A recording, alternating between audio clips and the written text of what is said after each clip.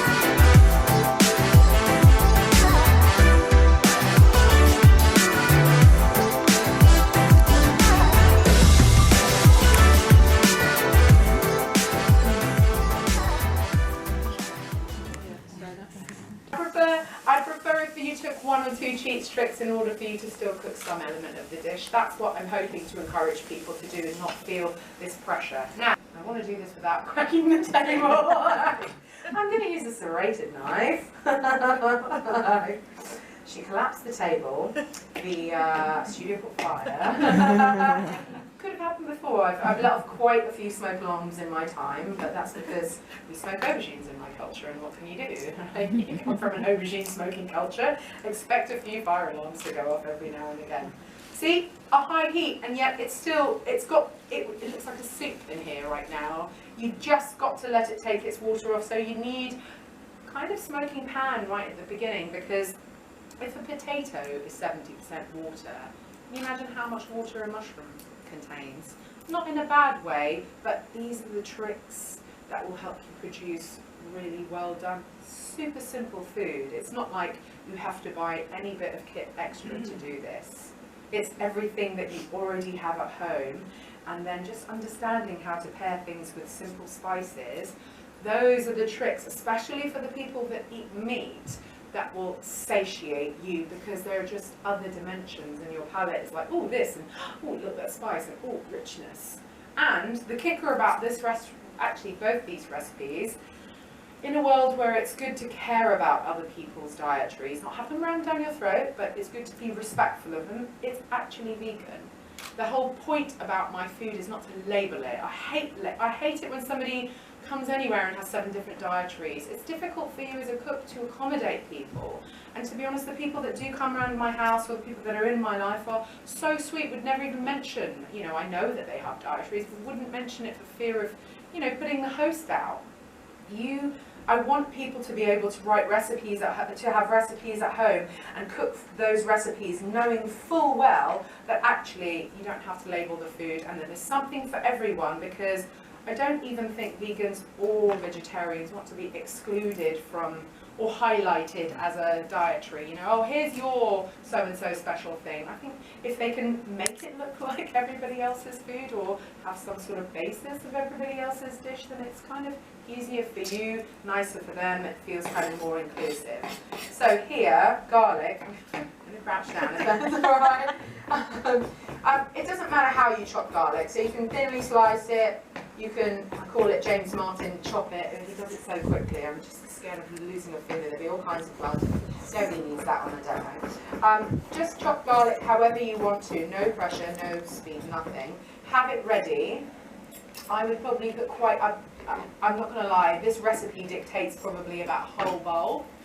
I know a lot of people are frightened by that, but it's just based on how you cook things. If you cook things slowly and gently and don't like sort of crush garlic into a dish, then it has a totally different impact than if you're going to, you know, just rub it raw on something, or kind of use a whole bulb and crush it directly into a dish. So I use a lot of garlic, but if that freaks you out, then don't use as much garlic. But I promise you, The recipes are really well written because I test them loads and loads and loads at my cookery classes. Now, harissa. Oh God, I love this stuff. I mean, it's so fragrant. If it wasn't chili, you could bathe in it. It's really, it's wonderful. So harissa, just to clarify, because I use it in everything, I think people go, I love that Persian harissa, and I'm pretty sure I've upset everybody from North Africa. Harissa is a North African, Moroccan, Algerian. I'm not really going to regionalise it because I'm not too sure of the roots, but it's a chili paste.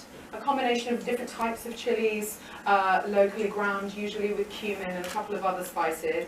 Essentially, you can buy it in every supermarket, online at Ocado, most good shops. You can use it in arrabbiata pasta, you can use it in butter compounds, you can use it in bread mixtures, you can use it in soups, salad dressings mixed with yogurt. It makes a really nice dressing. Stir fries, stews. It's endless. What you can put it on a cornetto. I have. It's disgustingly good. That's the only thing I can tell you. It's disgustingly good. But essentially, I put quite a good whack in there, and I always have a good supply of it because this particular brand is actually, in my mind, the most authentic. And it is really quite fiery. But the funny thing is, you can take a steak and bathe it in harissa and then fry it. And by the time it's cooked, it's more fragrant than it is spicy. It's quite weird how certain things work. And then we've got tahini. Now, tahini, not a Persian ingredient whatsoever. Sesame paste, basically. And the thing that makes this quite similar to this dan dan noodle recipe from Sichuan province of China is that it uses sesame paste and chili paste. And as soon as my Middle Eastern, North African food-loving self saw that, and I was like, aha, it's from my part of the world, because that's harissa and tahini. So just my alternatives for those. Doesn't matter where you get your ingredients from. If it's Chinese, as in like, you know, sesame paste, that's fine. But what the great job about this particular ingredient is it's a wonderful thickener. So if you have a soup, and let's say you don't want to put potatoes in it, I'm not going to lie, tahini's more fattening than potatoes are, so stick to potatoes if you've got calories on your mind. But tahini adds depth and body to soups and stews and pie fillings and so many different things because it is a natural thickener. You could also use things like peanut butters and nut butters as well, just a tiny bit. You don't need more than a tablespoon or two depending on the nut, but it gives it body.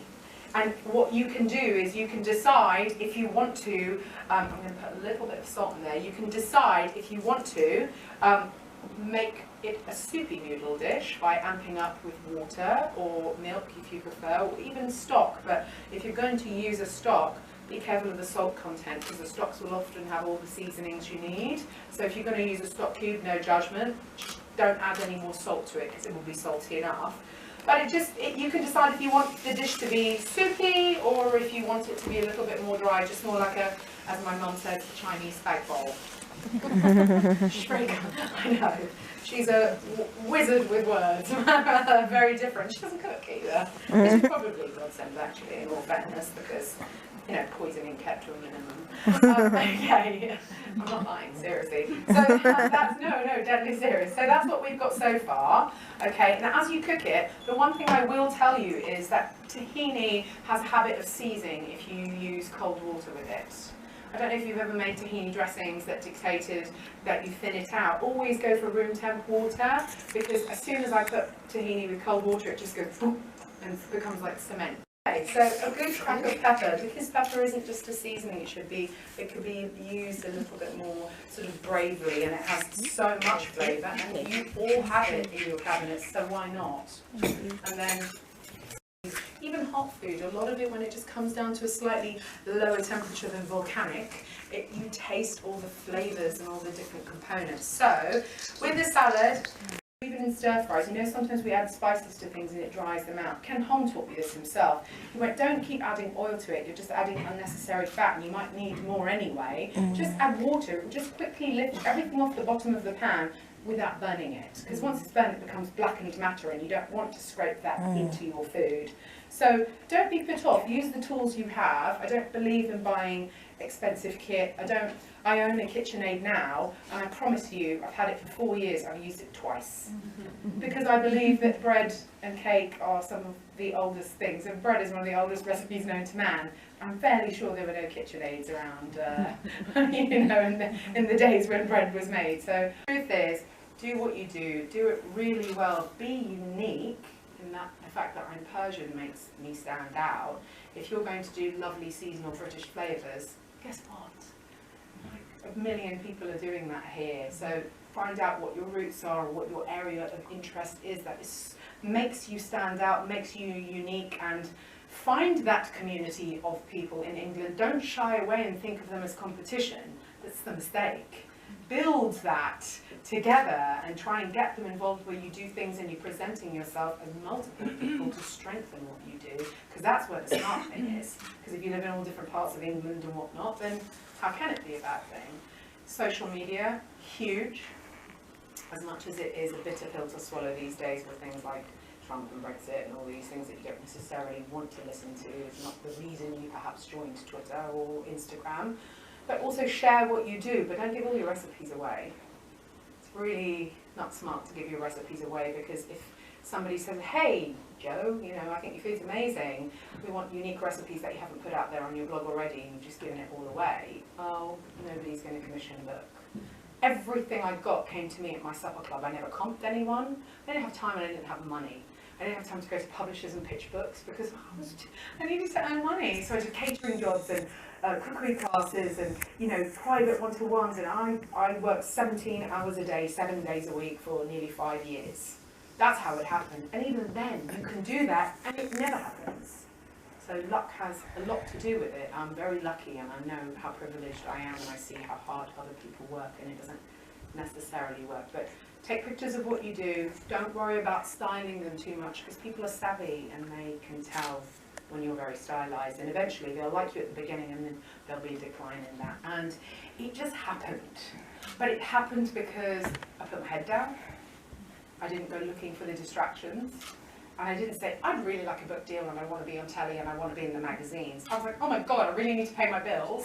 And I just think, I always say to people, nothing lights a fire under your, like the threat of poverty. When you think you've got bills to pay and you do, suddenly something happens to you and you just think, I don't have a choice, I have to do this. And it just comes out of nowhere. It's never easy. And there's all sorts of tears and graft behind the thing that people gloss over beautifully and think I just had everything handed to me. But do what you do, even if it's what no one else is doing.